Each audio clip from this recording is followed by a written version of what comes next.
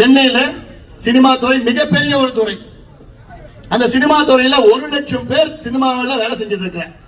ஆனா இப்ப என்னன்னா அந்த சினிமா முழுக்க முழுக்க இந்த திமுக குடும்பம் கண்ட்ரோல் எடுத்துக்கிச்சு.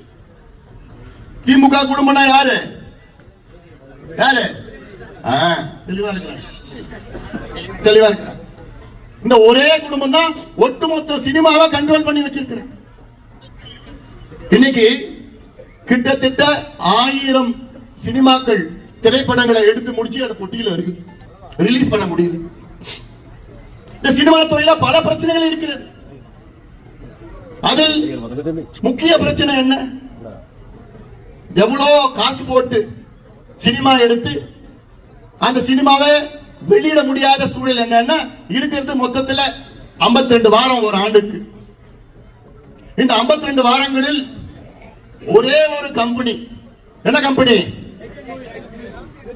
அதான் நான் தெளிவா இருக்கிறேன். திமுக கம்பெனி 52 வாரத்துல இவங்க கம்பெனி மூலமா வர படம் 40 வாரங்கள்.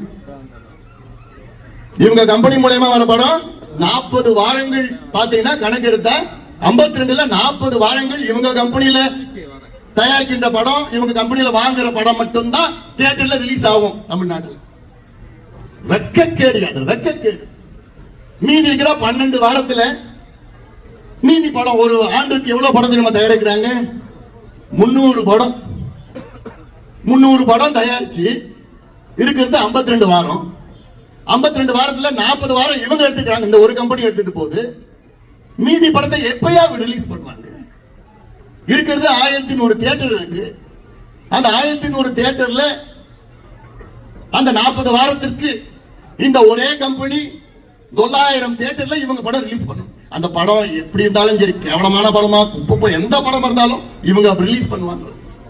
எவ்வளவு நல்ல படம்லாம் எடுத்து அந்த தயாரிப்பாளர்களும் பாவம் எத்தனை கோடி நட்டத்துல படம் எடுத்து வெளியே விட முடியாத ஒரு சூழல் தத்தளித்து கொண்டு தவிர்த்து கொண்டிருக்கிறார். வெளியில பேச முடியல நம்மளால.